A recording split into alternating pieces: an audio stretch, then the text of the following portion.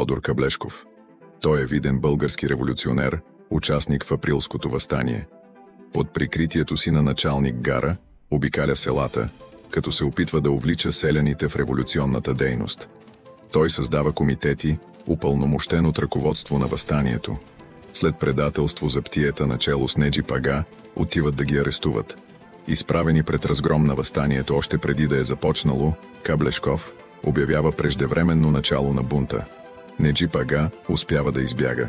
Именно тогава Каблешков пише прочутото кърваво писмо до братята си по оръжие в Панагюрище. За главата му е обявена награда и негов съратник го издава. Каблешков е заловен и измъчван. Възползва се от невниманието на едно от заптиетата, отнема револвера му и се застрелва в главата. Родната му къща в Копривщица е музей, където могат да се видят негови вещи, включително снимки, документи и оръжия.